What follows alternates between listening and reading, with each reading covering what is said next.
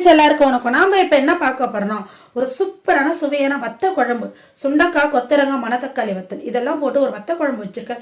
இது எப்படி பண்ணலாம் பார்க்கலாம் வாங்க. வீடியோ கொஞ்சம் லென்த்தா போகும், ஏன்னா இது கொஞ்சம் ப்ராசஸ் அதிகம்.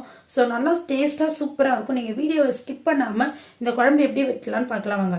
இதுக்கு நான் ஒரு கடாயில 1 ஸ்பூன் நல்லெண்ணெய் ஆட் பண்ணிக்கிறேன். நல்லெண்ணெய் தான் வத்த குழம்புக்கு ரொம்ப டேஸ்டா இருக்கும்.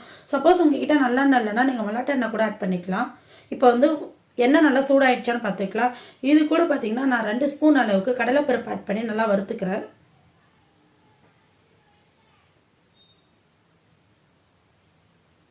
இது நம்ம நல்லா வறுத்துக்கலாம். இது கூட பார்த்தீங்கன்னா நம்ம 2 ஸ்பூன் வரமல்லி ஆட் பண்ண போகிறோம். பார்த்தீங்கன்னா கடலைப்பருப்பு நமக்கு நல்லா வறுந்துருச்சு. இப்போ 2 ஸ்பூன் அளவுக்கு நம்ம வரமல்லி ஆட் பண்ணிக்கலாம். இதை நல்லா நம்ம வறுத்து விட்டுக்கலாம். நமக்கு இது கோல்டன் ஃப்ரை வர வரைக்கும் வறுத்துக்கலாம். இது கூட பார்த்தீங்கன்னா 1 ஸ்பூன் அளவு மிளகு ஆட் பண்ண போகிறோம்.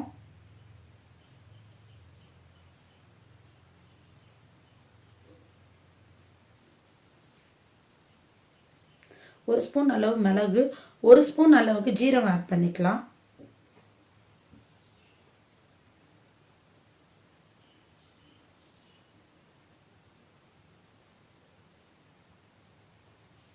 இப்போ 1/4 ஸ்பூன் அளவுக்கு நம்ம வெந்தயம் ஆட் பண்ணிக்கலாம்.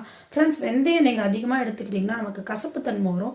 ஸோ குழம்பு கசக்க ஆரம்பிச்சிடும். ஸோ வெந்தயத்தை நீங்கள் ரொம்ப கம்மியான குவான்டிட்டி எடுத்துக்கலாம்.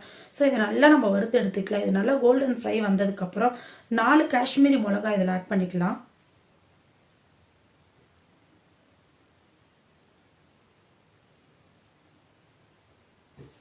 ஆட் பண்ணி இதை நல்லா நம்ம வதக்கி விட்டுக்கலாம்.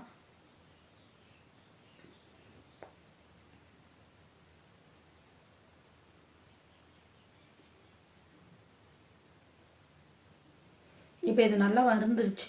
இப்போ இதை நம்ம ஓரமாக எடுத்து வச்சுக்கலாம். சூடு ஆறுற வரைக்கும். சூடு ஆறுனதுக்கப்புறம் இதை நம்ம மிக்ஸி ஜாரில் போட்டு அரைச்சிக்கலாம். இப்போ ஒரு கடாயில் நான் நல்லெண்ணெய் ஆட் பண்ணிக்கிறேன் குழம்பு தாளிக்கிறதுக்காக. இது கூட 1 ஸ்பூன் கடுகும் 1 ஸ்பூன் வெந்தயத்தையும் நான் ஆட் பண்ணிக்கிறேன்.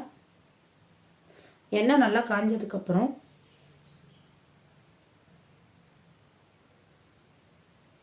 ஒரு ஸ்பூன் கடுகு,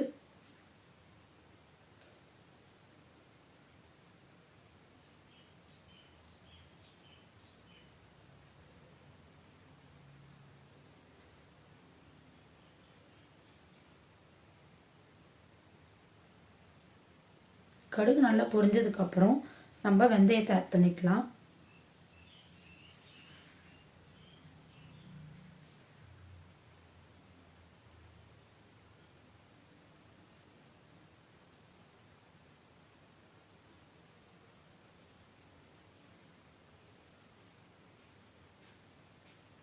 இப்போ நம்ம 1 ஸ்பூன் வெந்தயம் ஆட் பண்ணிக்கலாம். வெந்தயம் நம்ம கொஞ்சம் எக்ஸ்ட்ரா ஆட் பண்ணலாம். அப்போ தான் நமக்கு கொஞ்சம் வாசனையாக இருக்கும். இது காரக்குழம்பு இல்லையா, ஸோ வெந்தயம் ஆட் பண்ணால் ரொம்ப நல்லாயிருக்கும். இது கூட நான் ஒரு 25 சின்ன வெங்காயத்தை நல்லா உரித்து கட் பண்ணி க்ளீன் பண்ணி வச்சுக்கிறேன். அதையும் நம்ம ஆட் பண்ணிக்கலாம்.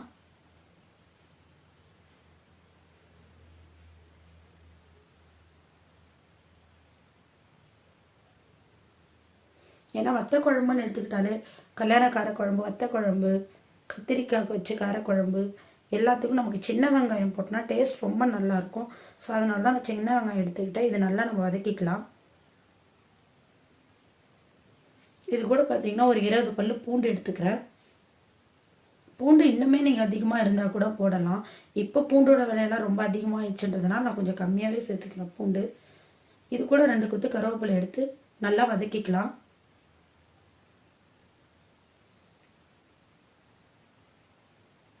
நல்லா வெங்காயமும் பூண்டும் நல்லா கோல்டன் ஃப்ரை வர வரைக்கும் நல்லா வதக்கிக்கலாம். எந்த அளவுக்கு நம்ம இந்த குழம்பு வதக்கி செய்கிறோமோ அந்த அளவுக்கு நமக்கு டேஸ்ட் ரொம்ப நல்லா இருக்கும்.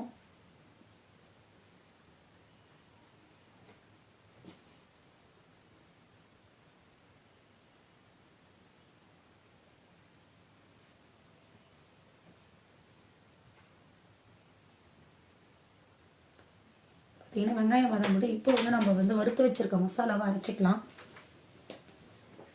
இப்போ வெங்காயம் நல்லா வதங்கிடுச்சு. இப்போ 3 தக்காளி கட் பண்ணி வச்சிருக்கேன், அதையும் நம்ம வறுத்துக்கலாம்.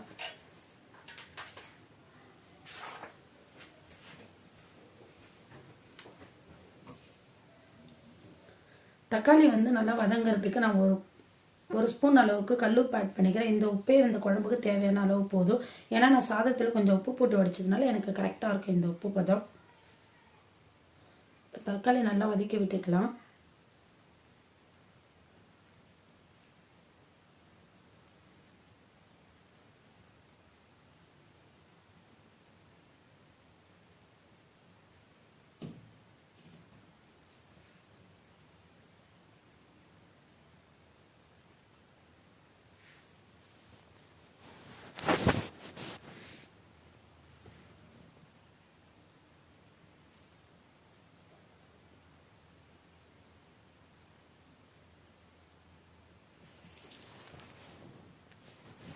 இப்போ வந்து நம்ம சுண்டைக்காய் எடுத்துக்கலாம். நான் வந்து மணத்தக்காளி வத்தலும் சுண்டைக்காய் வத்தலும் அதுக்கப்புறம் கொத்தரங்காய் வத்தல் இந்த 3 வத்தல் ஆட் பண்ணிக்கிறேன்.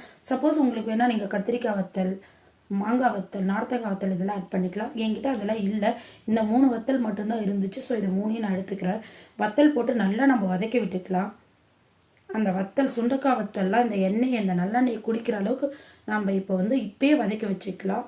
நம்ம வந்து குழம்பு வந்து பாயில் ஆகிறப்பே நல்லாயிருக்கும். இப்பயே நம்ம நல்லா வதக்கிட்டா ரொம்ப நல்லா இருக்கும் குழம்பு. இது மாதிரி நல்லா நம்ம வதக்கி விட்டுக்கலாம். இப்போ நல்லா வதக்கலாம். இதுக்கு வந்து நான் ஒரு லெமன் சைஸ் அளவுக்கு புளி எடுத்து கரைக்க போகிறேன். அதிகமாக புளி ஊற்றினா நமக்கு வந்து ரொம்ப புளிக்கும், நல்லா இருக்காது. ஸோ புளியை வந்து ரொம்ப கம்மியாக தான் நம்ம இதில் வைக்கணும்.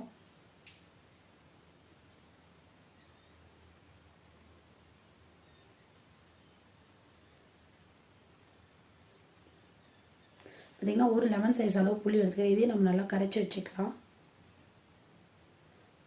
வத்தெல்லாம் நம்ம நல்லா வதங்கிச்சு. இப்போ புளி கரைசலை ஊற்றிக்கலாம்.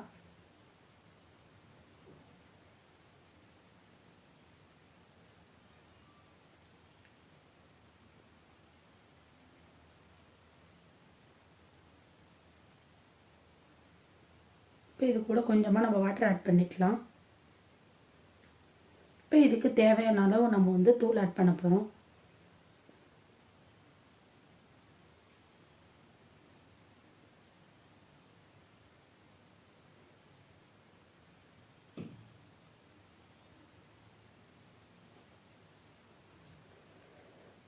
பார்த்திங்கன்னா நான் 3 ஸ்பூன் அளவுக்கு மிளகாய் பொடி ஆட் பண்ண போகிறேன். நம்ம ஆல்ரெடி இதுக்கான மசாலாவை வந்து வறுத்து வச்சுருக்கோம். ஸோ அதனால் வந்து கம்மியான அளவே நம்ம மிளகாய் பொடி ஆட் பண்ணால் போதும். ஸோ அந்த மசாலா போடுறப்ப நமக்கு கரெக்டாக இருக்கும். 3 ஸ்பூன் அளவுக்கு மிளகாய் பொடி ஆட் பண்ணிக்கிட்டேன். இது கூட மஞ்சள் பொடி ஆட் பண்ணியாச்சு. இப்போ இதை நல்லா கொதிக்க விட்டுக்கலாம்.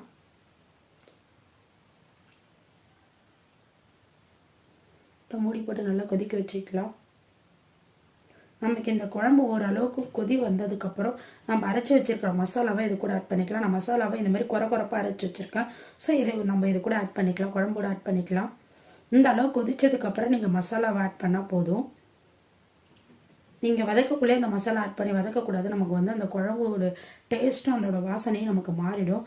இந்த அளவு கொதி வந்ததுக்கப்புறம் நீங்கள் வந்து வறுத்து வச்சுருக்கிற மசாலாவை ஆட் பண்ணிக்கோங்க.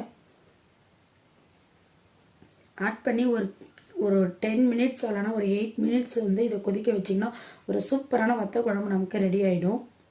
நல்லா கட்டி இல்லாமல் கிளறி விட்டுக்குங்க.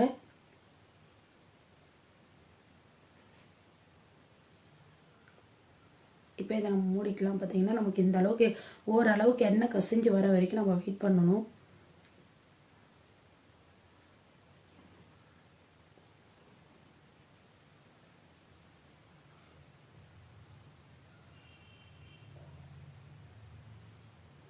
பார்த்தீங்கன்னா எவ்வளோ ஒரு சூப்பராக அந்த எண்ணெயெல்லாம் ஓரம் வந்து சூப்பராக நமக்கு வத்த குழம்பு ரெடி ஆகிடுச்சு. நீங்களும் வீட்டில் ட்ரை பண்ணுங்கள் ஃப்ரெண்ட்ஸ். இந்த அளவுக்கு நமக்கு வந்து ரெடி ஆகிடும். ரொம்ப நல்லாயிருக்கும். நீங்கள் மசாலாவை வந்து கரெக்டாக பார்த்து அந்த பதத்தில் வறுத்து எடுக்கணும். ஸோ அது ரொம்ப முக்கியம். வெந்தயம் ஆட் பண்ணுறதுலேருந்து புளி ஆட் பண்ணுறதுலேருந்து வத்த குழம்புக்கு இந்த ஒவ்வொரு இன்க்ரீடியன்ஸ் ஆட் பண்ணுறது ரொம்ப ரொம்ப முக்கியம். சப்போஸ் ஒன்றுக்கு ஒன்று அதிகமாகிட்டாலும் நமக்கு டேஸ்ட் மாறிடும், கசப்பு ஆகிடும், இல்லை புளிப்பு ஆகிடும். ஸோ எல்லாமே கரெக்டான பதத்தில் நம்ம வத்த குழம்பு வச்சு எடுக்கணும். பார்த்திங்கன்னா இந்த அளவுக்கு நமக்கு வத்த குழம்பு சுண்டி ரெடி ஆகிடும்.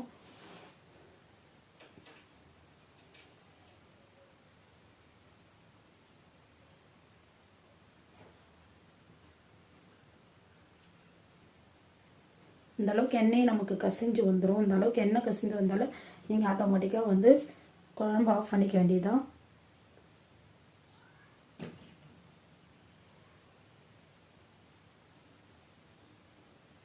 இப்போ நம்ம சூடாக சாதம் போட்டு இதோட இந்த வத்த குழம்பு சேர்த்து சாப்பிட்டோம்னா டேஸ்ட் ரொம்ப ரொம்ப நல்லாயிருக்கும், ரொம்ப சூப்பராக இருக்கும்.